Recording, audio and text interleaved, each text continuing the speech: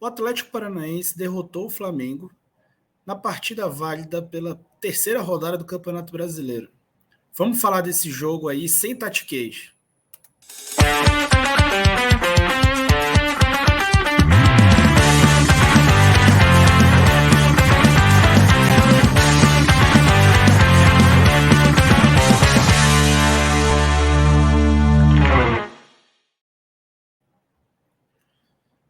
Fala galera, bem-vindos ao canal do Falso 9. Estamos chegando aí com mais um vídeo. Eu peço que vocês deixem o like, né? Se inscrevam no canal, né? É muito importante que essa inscrição seja feita. Grande parte dos vídeos são vistos por muita gente que não é inscrita, né? E aí, com menos inscrição, a gente fica mais enfraquecido. Então ajuda a gente aí trazendo inscrição. Tá? Se você for impaciente, esse vídeo vai aprofundar bastante, tá? Então, se você for impaciente, eu te recomendo colocar na velocidade vezes 2. Você clica numa engrenagem que tem aí no YouTube, né? Coloca a velocidade de reprodução vezes 2, que aí você consegue acompanhar até o final. Tem bastante conteúdo, né? Acho válido que você acompanhe até o final. Então, vamos parar de papo e vamos para o game aqui. Bom, vamos fazer análise de dados aqui da partida, já tradicional, né? O Flamengo entrou no esquema dele de sempre, né? Organização ofensiva no 3-4-3, né? Marcando em duas linhas de 4. O Léo Pereira fazendo uma função de lateral esquerdo e o Marinho jogando de meia esquerda, né? O Lázaro jogando de meia direita aqui, né? Então o Marinho na organização ofensiva funciona como um ala, né? E marca na segunda linha de 4. O Lázaro, de organização ofensiva, funcionaria como um meia, que é a posição de origem dele, e marcando, fecharia na segunda linha pelo lado direito, né? Então, o Atlético Paranaense veio na formação normal dele, até tirei o Sigis e botei o Christian, porque ele se lesionou no início do jogo, né? Com muita velocidade aqui na frente, com Teran, Serino, Canóbio e Vitinho, né? O Canóbio e o Vitinho com muitas obrigações defensivas, né? Descendo até a última linha. A gente viu em alguns momentos uma linha de 6 ali. Vou mostrar para vocês daqui a pouco. O que tem a ser destacado, né? Muito se falou sobre a escalação de Marinho e Lázaro, né? E ela depende diretamente da escalação do Pedro, né? O Pedro é um centroavante mais fixo, é um cara mais imóvel e é um cara mais de área. Então, ele quis dar profundidade nos lados do campo, e para fazer isso, ele precisaria de um canhoto rápido, para dar maior amplitude no jogo e também a maior profundidade. O que deu errado realmente foi a escalação do Lázaro.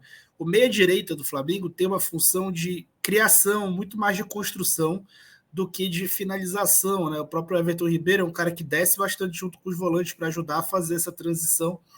E o Lázaro foi muito mal na partida, né? Estranhou demais o gramado, claramente. Nós vamos falar bastante sobre isso com dados, tá, gente? Sem achismo aqui, tá? Aqui mostrando, né, o Atlético se defendendo numa... Aqui o meio de campo do Flamengo tá... O Arrascaeta baixa aqui para ajudar, né? E a saída de 3, o meio de campo aqui o Arrascaeta baixando, o Lázaro já mais avançado. E o Atlético faz duas linhas de 4 ali com 2 na frente, né? O curioso é que essas linhas, elas são bastante... Elas vão fechando conforme a bola vai se aproximando, até elas se tornarem quase que uma coisa só, né?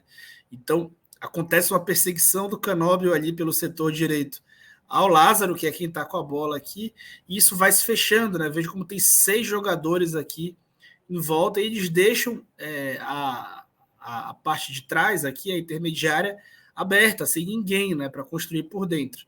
Aqui o Lázaro tenta um passe, erra mais um passe, tenta um passe direto para o Pedro aqui, pouco provável, né, e acaba errando.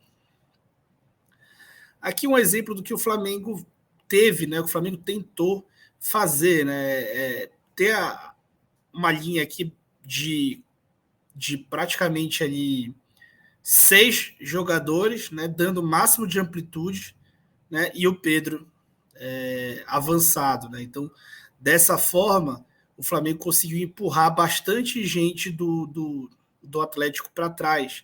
Aqui a gente está com uma linha de 4, os 2 atacantes e os 2 meias, e atrás tem uma linha de 6 defensores do Atlético para defender essa amplitude, né? E aí, essa bola consegue entrar no Pedro. Por que essa bola consegue entrar no Pedro? Como o time dá muita amplitude, ele acaba abrindo esses canais de passe, né? Todas as vezes que os jogadores estão espaçados no campo lateralmente, há um espaço maior entre eles, né, e entre os defensores, porque eles pautam o posicionamento da própria defesa. E há um espaço maior para que a bola entre, né? E aí, essa bola foi lançada no Pedro, que fez a parede corretamente para o Arrascaeta, no movimento correto, e faltou aqui o Lázaro propor uma infiltração para dar uma opção de passe para o Arrascaeta, que finaliza uma defesa do Bento. Ó, aqui, um exemplo aqui na jogada, acho que praticamente seguinte. O Isla está na ponta direita aqui, está dando profundidade pelo lado direito, e o Vitinho está aqui com ele, né? E olha aqui, uma linha de 5, né? Até o Canóbio visto pelo outro lado, né? Então, o Atlético acabou fazendo uma defesa bastante conservadora com esses encaixes aí, que tem feito nos meias, nos pontas, na verdade, nos alas do Flamengo. E os times têm jogado assim contra o Flamengo, né? Desde o Vasco, passando pelo Palmeiras, o Atlético Paranaense fez a mesma coisa, né? Aqui um outro exemplo, né? A linha de 5 dele já na parte final do jogo, e o Flamengo colocando o Gabigol, né? E o Gabigol para ser mais um cara de área. Aqui mais para o fim do jogo, né? Vejam como eles estão defendendo com os 11 jogadores, né? O goleiro e os 10 de linha estão defendendo. Ainda assim, o Léo Pereira encontra um bom passe para o Everton Ribeiro, que se vê nessa situação aqui, né? E ele acaba finalizando, né? Um chute menos provável, mas válido, né? E não tentou ali cruzar essa bola para o Pedro ou para o Arrascaeta. Aqui, só exemplificando para vocês, né? Teria outras coisas para falar com a marcação alta do Flamengo, mas como o Atlético Paranaense ele construiu tão pouco no jogo, ou quase nada, né? Se não fosse o pênalti, não teria feito nenhum gol, nem próximo a isso, né? É muito complicado a gente falar da parte ofensiva, da parte defensiva do Flamengo. Então, tentei falar mais do que foi pautado o jogo. Aqui o Vitinho, né? Você vê que o posicionamento dele bastante recuado, o Canóbio mais ainda, né? Mais ainda, recuando até a linha de fundo para defender a própria área. Aí, gente, eu tenho batido nessa tecla aqui, né? Erro de passe dos volantes. Quando acabou o jogo, eu tive a impressão de que tinham errado muito passe, mas isso vai além disso, né? Contra o São Paulo, os dois juntos, Maia e Gomes, erraram 5 passes. Contra o Tadieres foi um jogo descontrolado, especialmente na primeira etapa, 15 passes. Contra o Palmeiras, 15 passes de novo, né? Que é aquilo que eu falei, na primeira etapa foi muita trocação. Dessa vez, 10 passes, mas eles ficaram em campo só 64 minutos. Eles ficaram pouquíssimo tempo em campo e erraram muito passe, mas eu vou falar, esse número não é o que está espantando. Aqui, ó, quantas vezes o Flamengo perdeu a bola no primeiro tempo? Tá? Contra o São Paulo, 29 vezes, contra o Palmeiras, 28 vezes, contra o Atlético, 39 vezes. Né? E a gente não pode deixar de falar no gramado, né? Tendo em vista isso aí, né? O gramado ele é um ponto aí que a gente precisa citar. O Paulo Souza fala sobre isso na coletiva, né?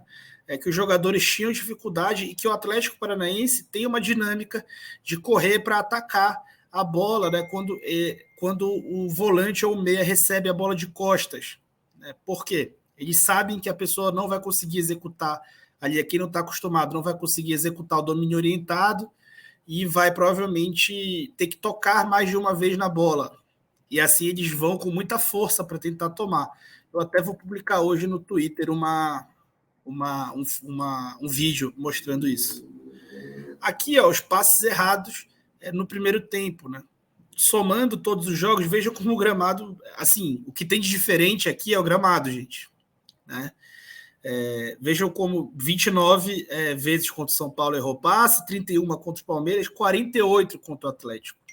Total de passes errados no primeiro tempo. Foi muito passe errado. Tem uma outra estatística que muita gente falou já, é que todos os jogadores do Flamengo, né, erraram passes, pelo menos um passe esse jogo, até quem veio do banco. Né? E acaba que os erros de passe deixaram o jogo pouco controlado para o Flamengo, especialmente no primeiro tempo, né, com o Thiago Maia e João Gomes e Lázaro. Né? O Lázaro errou muito passe, perdeu muita bola. E aqui eu queria falar sobre o Lázaro. Né? Não é crucificando nem criticando o jogador, tá? É só uma análise aqui de dados, né? As bolas perdidas, né? E erro de passe dos meias, né? Então, o Everton Ribeiro, ele executa essa função que o Lázaro executou no último jogo.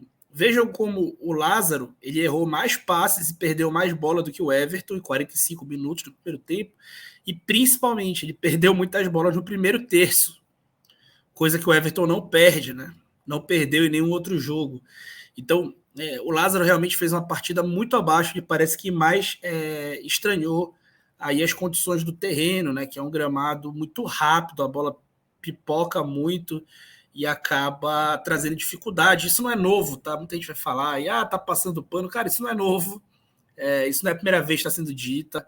Todo mundo tem dificuldade de jogar lá. O Atlético é muito forte lá, muito por isso. Enfim, quiser achar que eu estou passando pano, tudo bem. Aqui, com relação às áreas do jogo, né? O Flamengo jogando 30% do jogo na área do Atlético, 44% na zona de meio de campo e 26% na área do Flamengo, né? O Flamengo teve pouca proteção no meio de campo, quando teve que tirar os dois volantes para tentar controlar melhor o jogo, e consegue controlar melhor o jogo quando entra Diego e Andreas, né? E o Atlético atacou muito mais pelo lado esquerdo ali com o Vitinho do que pelo lado direito com o Canóbio, que tinha mais obrigação defensiva do que o Vitinho, como eu mostrei para vocês. O Flamengo atacou mais pelos lados, muito porque ele queria dar aquela profundidade, né, para usar o centroavante. E aí, galera, olhando os dados, aí até te convido a bater um print desses dados aí. Olhando os dados, fica muito claro que, assim, o Flamengo ele pode ter jogado mal, como jogou, né, mas ele não foi inferior ao adversário, né? O adversário venceu, tem méritos pela vitória, mas não fosse o polêmico pênalti assinalado, ele não teria conseguido conquistar essa vitória, né? Se for olhar o XG, que é o indicador de gols esperados conforme cada time produziu, mesmo com o pênalti, o XG do Atlético Paranaense é 0,98. E o XG de um pênalti ele é cerca de 0,8. Tá? Então o Atlético Paranaense praticamente não ameaçou o Flamengo fora esse pênalti. Teve uma bola, né, na trave do Terãs, um chute de bastante longe, né? Assim, o lance de genialidade dele, mas jogada construída, o Atlético não produziu praticamente nada, né? Ali no final, quando o Flamengo estava totalmente descontrolado ali de meio de campo, sem proteção para tentar empatar o jogo, e até fez algumas transições, mas não conseguia também finalizar. O Flamengo só concedeu 2 chances de gol ao Atlético Paranaense, uma delas o pênalti, né, infantil no mínimo, da parte do Isla. O Flamengo teve 3 chances de gol, né, o que é bem abaixo da média dele, então o time realmente produziu muito abaixo. E vejam a acurácia dos passes, né? O Flamengo normalmente acerta 87% dos passes e acertou 81%. E aí, gente, a gente precisa falar do gramado. Precisa falar. Essas coisas não têm que ser ignoradas, tá? São condições do jogo que condicionam a partida, né? Eficiência dos ataques posicionais do Flamengo muito abaixo, especialmente eficiência dos contra-ataques, né? Se você erra muito passe, você não contra-ataca, especialmente se você enfrenta um adversário muito fechado, né? Flamengo e Atlético entraram 14 vezes na área um do outro, né? E aqui, só falando com relação às chances cedidas, o Flamengo cedeu menos do que está acostumado, o Atlético também, né? Finalizações do Atlético foi basicamente na média das finalizações que o Flamengo sofre, né? E aqui os contra-ataques, o Flamengo acabou dando muito mais contra-ataque por questão dessa condicionante do jogo. Aqui a origem dos passes, né, do primeiro tempo, o Flamengo jogando bastante no meio de campo e até em último terço, né, tendo mais jogo de último terço proporcionalmente do que vinha tendo nos últimos jogos, muito dada a presença do Pedro, apesar de não ter sido muito bem acionado, porque essas transições aconteciam com muita dificuldade por causa dos erros de passe das bolas perdidas na primeira etapa. No segundo tempo, essas transições um pouco melhores, especialmente depois da entrada de Diego e de Andreas e Everton Ribeiro, lógico, que talvez seja o homem que o Flamengo mais dependa para conseguir ter um jogo de imposição nesse momento, por conta do papel importante que ele faz ali, de criação, de construção, de tirar a bola de trás e levar até a frente. E também com bastante jogo de último terço, né? E aí o Atlético pouco trocava passes, né, na segunda etapa, ficou bastante se defendendo. Aqui, finalizações, o Atlético só chutou 2 vezes com com correção, né? Só deu 2 finalizações certas no jogo, uma delas foi o pênalti. O Flamengo já deu 6 finalizações certas no jogo, tentou finalizar de dentro da área algumas vezes, né? Finalizou aí 7 vezes de dentro da área, né? 8 vezes de dentro da área. Aqui, melhores atuações, né? Sem dúvida, o craque do jogo foi o Terãs, né? Do Atlético Paranaense. O Abner também fez uma bela partida, vários passes-chave. E aí, taticamente, muita entrega do Canóbio, né? Muita entrega do Vitinho. E eles também podem ser destacados, né? Na parte do Flamengo, negativamente, se destaca o Isla, né? E o Lázaro, eles se envolveram, assim, principalmente o Isla se envolve no lance-chave, que mesmo que o time não estivesse fazendo uma boa partida, ele acaba condicionando completamente a partida, né? O Lázaro, pelos erros e pela quantidade de bola perdida, fica muito complicado, né? Citar, por exemplo, o Lázaro acertou 61% dos passes, né? Além de ter perdido muitas bolas, né? E perdido muitas disputas. E com relação ao Flamengo, quem teve um pouco acima foi o Ilharão e o Pablo, a dupla de zaga, que foi bastante segura, né?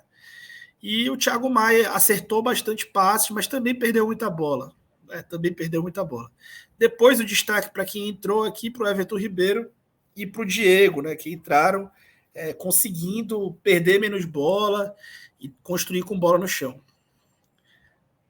E aí os caras que se destacaram individualmente, Abner e Terãs, né? Passes decisivos, o Abner, 3 passes decisivos, né? 5 duelos no chão vencidos, 4 desarmes. O Terãs fez um gol, deu um chute na trave, acertou 3 dribles, deu um passe decisivo. Então, sem dúvida, foi o craque do jogo. Tá bom, pessoal? Então, essa foi a análise aí. O Flamengo fez uma partida realmente ruim, mas o resultado foi pior do que a atuação, né? Porque o adversário também não fez por merecer essa superioridade no placar, e muito se fala por conta do resultado. Talvez se o resultado fosse outro, isso não tivesse gerado tantos impactos aí, tanta gritaria, especialmente na internet, né? A verdade é que, historicamente, o Flamengo tem muita dificuldade de jogar lá, chegou com um time muito desfalcado, e seria natural uma dificuldade lá. Ainda assim, o time até ali, até a hora do gol, ele não era inferior na partida, ele conseguia, quando chegava em último terço, levar a perigo. Ele tinha muita dificuldade nas transições, dado o mau desempenho dos volantes, né, especialmente do João Gomes e do Lázaro, né? O Marinho também mal no jogo, porém desempenhava um papel tático importante. E o gramado acabou condicionando muito o jogo, assim como o pênalti marcado aí, que eu deixo para vocês, se ele foi ou não um pênalti bem marcado. Tá bom? Então é isso, pessoal. Se inscreva no canal. Se você gostou do vídeo, dá o joinha aí, compartilha com teus amigos para poder falar dos dados, né? Acho que a gente fala muito, acaba especulando um pouco, acaba indo pelo sentimento, pela raiva, pela emoção. E é importante a gente ter os dados aí para poder falar sobre o jogo. O que eu acho importante dizer é que o time sempre teve uma ideia, um propósito, não esteve desorganizado, tá? Não esteve um bando, eu acho que sempre teve ali uma organização, criou pouco, construiu pouco, isso é grave, mas houve muitos erros de execução que precisam ser ditos, e eu tentei mostrar aqui no jogo, aqui no vídeo, e eu acho que ficou bem claro pelos dados apresentados. Tá bom, pessoal? Muito, muito obrigado, e vamos se inscrever no canal. Tchau, tchau.